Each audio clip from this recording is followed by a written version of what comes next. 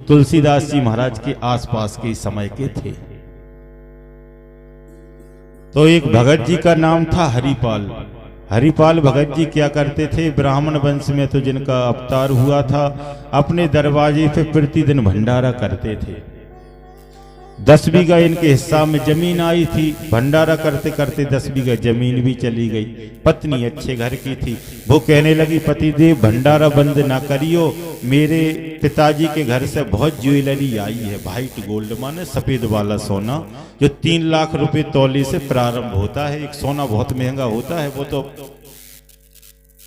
3 लाख रुपए तौला सफेद वाला सोना आता है एक। पत्नी कहने लगी, महाराज मेरे घर से आई है, मेरे पिताजी के घर से, उसे बेच दो लेकिन भंडारा बंद ना करियो। ऐसे वैसे घर की पत्नी होती तो सोचती खुद को तो कुछ बचाओ ना, अब मेरी रकम के पीछे पड़ो। अच्छे घर की थी, इसीलिए कह दे आपकी इज्जत बची रहे महाराज, ये भी करो भंडारा। पत्नी की पूरी ज्वेलरी भी बेच दी, लेकिन भंडारा करते करते वो भी सब चला गया। अब घर में कुछ नहीं बचा। संत हरिपाल जी ने सोचा, अब मैं क्या करूं, भंडारा कैसे चले। संत हरिपाल जी ने रात में विचार बनाया, साधु संत बहुत आ रहे हैं, अब चोरी कर वो प्रारंभ कर दो, और चोरी करके जो लाएंगे भंडारी में लगाएंगे। लेकिन चोरी किसके घर करते थे? जो तिलक ना लगाए, जो गले में तुलसी की कंठी ना पहने, जो चोटी ना रखाए।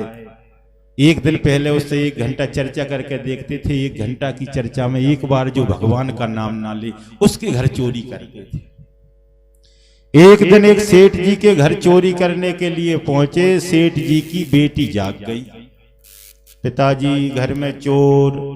सेठ जी कहने लगे, बेटी तू तो सो जा, अपने गांव में नया नया एक चोर प्रकट हुआ है, भक्त हरिपाल, जितना सामान अपना घर से चोरी करके ले जाएगा, भंडारा करता है, अपना और पुण्य हो जाएगा, तू सो जा, ले जा।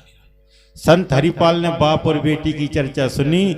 हरिपाल दूसरी जगह से चोरी करके जो सामान लाए थे वो और वहीं छोड़ आए, और कहने लगे अब अपना चोरी करना बंद, अब करेंगे ही नहीं। अब चोरी करने में ही इतनी इज्जत हो रही है तो अब चोरी नहीं करेंगे, लेकिन भंडारा कैसे चले। तो संत हरिपाल ने अब लूटना प्रारंभ कर दिया। लूटते किसको थे? जो तिलक ना लगाए, जो राम राम ना कहे, जो भगवान का 1% ही भक्त ना हो, उसके लिए लूटते थे। जंगल वाले रास्ते में बैठ जाते और जो लूट का सामान आता उससे भंडारा करते थे। अब एक बार क्या हुआ, इनके यहाँ पर साधु संत तो बहुत आ गए, लेकिन लुटने वाला ग्राहक नहीं आया एक दिन कोई। संत हरिपाल ने भगवान से कहा, प्रभु कुछ व्यवस्था करो, साधु संत 500 पड़े हैं, 1 रुपया जेब में नहीं है, कोई ऐसा ग्राहक भेजो जिससे 500 लोगों का, 500 भक्तों का भंडारे का काम चल सके। और रोकर पुकारा भगवान को। और हम बार बार कथाओं में कहते ही रहते हैं, भगवान से कुछ बात कहते कहते आंख में आंसू आ जाए तो समझ लो अपनी बात भगवान ने सुन ली। भैया ये बात सबको याद करके रखना चाहिए। भगवान से कुछ बात कहते कहते अगर आंख में आंसू आ जाए तो अपनी बात किसने सुन ली? कुछ बोलो दादा आप भी। भगवान ने। माता बहनों तुम्हें आ रही समझ में? नहीं आ रही। इधर एक माता जी कह रहे हैं अपने नहीं आई, तो हम आपसे भी निवेदन कर रहे हैं कि भगवान से कुछ बात कहते कहते आंख में आंसू आ जाए तो अपनी बात किसने सुन ली? भगवान ने। रोकर मीरा जी ने यही तो कह दिया था, प्रभु जी थे तो आरोगोनी मदन गोपाल, राजस्थानी शब्द हैं। थे तो आरोगोनी मदन गोपाल, कटोरो लाई दूध को भरो। थे तो आरोगोनी मदन गोपाल, कटोरो लाई दूध को भरो। थे तो आरोगोनी मदन गोपाल, कटोरो लाई दूध को भरो। थे तो आरोगोनी मदन गोपाल, कटोरो लाई दूध को भरो। और क्या कहते हैं मीरा? राणा जी मन दई बिजावन जद में आई चाल। राणा जी मन जावन सद में आई जान। धौली धैन को दूध गरम कर लाई मिश्री डार। ओ धौली धैन को दूध गरम कर लाई मिश्री डाल। हे तो आरोगोनी मदन गोपाल कटोरो लाई दूध को भरो। हे तो आरोगोनी मदन गोपाल कटोरो लाई दूध को भरो। पीलो मारा मदन गोपाल कटोरो लाई दूध को। तो जैसे मीरा जी के सामने भगवान प्रकट हो गए थे, ऐसे ही भगवान हरिपाल भगत जी के सामने प्रकट होने के लिए द्वारकापुरी में तैयारी करने लगे। स्वापा बांधा है, सेठ जी बन गए, क्योंकि भगवान समझकर वो लूटेगा नहीं। और जैसे ही स्वापा वगैरह बांध के भगवान सेठ जी बनकर चले, रुक्मणी जी कहने लगी आज सज धज के कहाँ जा रहे हो भगवान। भगवान कहने लगे रुक्मणी जाते समय टोकना अच्छा नहीं रहता, तुम टोकू मत कर। रुक्मणी जी कहने लगी महाराज हमें ही लेवा चलो। भगवान कहने लगे सेठानी बन जाओ और जितनी रकम पात अपने घर में है पूरी ज्वेलरी पहन के चलो।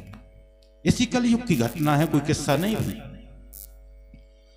भगवान श्री कृष्ण सेठ जी बन गए, रुक्मणी जी सेठानी बन गई। संत हरिपाल के दरवाजे आके प्रकट हो गए और हरिपाल से कहने लगे, भगवान सेठ जी रूपधारी कहने लगे कि भैया हमें दूसरे गांव जाना है, दूसरे गांव को जंगल पार करना पड़ता है, जंगल का रास्ता है, लुटेरों का भय है, हमें दूसरे गांव तक छोड़ाओ, हम तुम्हें मजदूरी के पैसे देंगे। संत हरिपाल कहने लगे 500 महात्मा द्वारे में पड़े हैं, 1000 रुपये पहले जमा करा दो, पत्नी के लिए हम दे जाएंगे। पत्नी बाजार को जाएगी और वो क्योंकि माता बहनें बहुत अच्छी से सौदा कर लेती हैं, और ये पंजाब क्षेत्र की घटना है। वो पंजाब क्षेत्र की माता बहनें, पंजाबी लोग आपने देखे होंगे बहुत कम सौदा करते हैं, और जो उनकी पत्नियां होती हैं पंजाब क्षेत्र की वही ज्यादा बाजार में सौदा लेती मिलती हैं कि नहीं मिलती। तो ये उस क्षेत्र की घटना है। तो कहने लगे 1000 रुपया भी दे दो। भगवान ने तुरंत 1000 रुपये दे दिए। उस समय 1000 रुपये होते थे 1 लाख के बराबर के। पत्नी को दिए, पत्नी सौदा लेने के लिए बाल भोग का चली गई। भगवान को छोड़ने के लिए संत हरिपाल चले। भगवान ने सोचा कि इसके सामने अब भक्त बनना है, तब तो ये लूटेगा, क्या करूं। तो भगवान कहने लगे हरिपाल भगत जी तुम थोड़े आगे आगे चलो, हम पति पत्नी हैं, अपने घर गृहस्थी की कुछ चर्चा करते आ रहे हैं, तो हमारी बात ना सुनो। तो संत हरिपाल और मन लगा के सुनने लगे। तो रुक्मणी जी भगवान से कह रही थी कि इतने किलो अपने पास में सोना है, इतने कुंटल अपने पास में सफ़ेद वाला सोना है, इतने टन अपने पास में चांदी है, इतने बगीचा है, इतने कुआं है, इतने तालाब है, इतने उस बैंक में जमा है, इतने उस तिजोरी में सामान रखा है, इतना पैसा है। महाराज कभी कभी तो अपन दान पुण्य किया करें। भगवान श्री कृष्ण गुस्सा होकर कहने लगे कि देवी दान पुण्य की, साधु संतों के भंडारों की, अच्छे काम की मुझे बातें ही बुरी लगती हैं, ये बातें तो मेरे सामने कभी करना ही नहीं। संत हरिपाल समझ गए कि 1% भगत नहीं है ये, इनको लूटने में कोई पाप नहीं लगेगा। जैसे ही घना जंगल आया, संत हरिपाल ने भगवान के गले से तलवार लगाई और कहने लगे सेठ अपनी सेठानी से कह पूरी ज्वेलरी निकाले। भगवान थर थर कांपते हुए कह रहे थे सेठानी पूरी ज्वेलरी निकालो। रुक्मणी जी सोच रही थी जो हिरण्यकश्यप को मारने में नहीं कांपे, जो रावण को मारने में नहीं कपे, जो कंस को मारने में नहीं कांपे, बड़े बड़े दुष्टों को मारने में नहीं कांपे, एक मामूली से भगत जी के सामने कांप रहे हैं। भगवान की कोई लीला होगी, इसीलिए अपन भी बुद्धि ना लगाओ। रुक्मणी जी ने पूरी ज्वेलरी 1 मिनट में निकाली। अब रुक्मणी की 2 अंगूठी ना निकल रही थी, एक माताजी ने पहनाई थी बाएं हाथ में और एक पिताजी ने पहनाई थी, और कहा था कि बेटी ये कभी निकालना ही नहीं। संत हरिपाल कह रहे थे, रुक्मणी से कह रहे थे कि सेठानी ये भी जल्दी निकालो। रुक्मणी जी कह रही थी भाई साहब गुस्सा ना हो, वो बहुत दिनों की पहनी है, वो निकलती नहीं। हरिपाल कहने लगे सेठानी मुझे होशियारी ना बताओ, अगर ना निकलेंगी अच्छे मन से निकाल दो, नहीं ये महंगी वाली दिख रही हैं, इनमें तो कम से कम 2-2 दिन साधु संतों के लिए भंडारा चलेगा, ना निकालोगी तो मैं उंगली काट के निकाल दूंगा। और जैसे ही उंगली मरोड़ी संत हरिपाल ने रुक्मणी जी की, उसी समय भगवान नारायण रूप में प्रकट हो गए। बोले नारायण भगवान की जय हो। संत हरिपाल भगवान के चरणों में गिर पड़े, प्रभु मैं ना जाने किस नरक के लिए जाऊंगा, जब आपको भी मैंने लूटने से नहीं छोड़ा।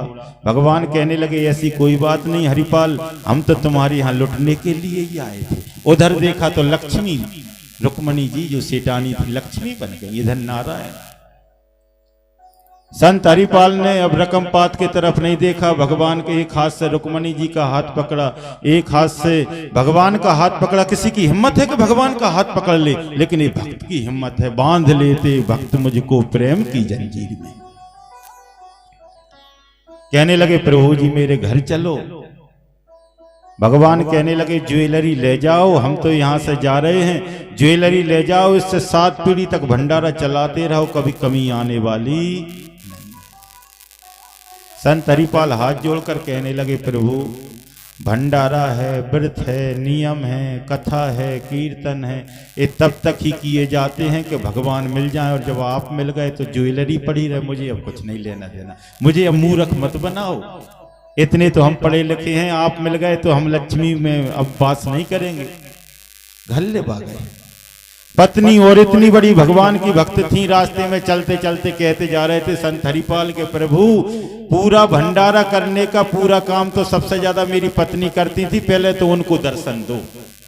और पत्नी के पास में जैसे ही पहुंचे तो संत हरिपाल हाथ पकड़े थे, पत्नी ने दोनों के चरण पकड़ लिए और भगवान से कहा प्रभु वरदान देना चाहते हो तो यही वरदान देना चाहो, यही वरदान दे दो, या तो यहीं पर रुक जाओ, नहीं आपके साथ में हमें ले चलो, अब हम आपका साथ छोड़ने वाली नहीं। क्या कहती हैं?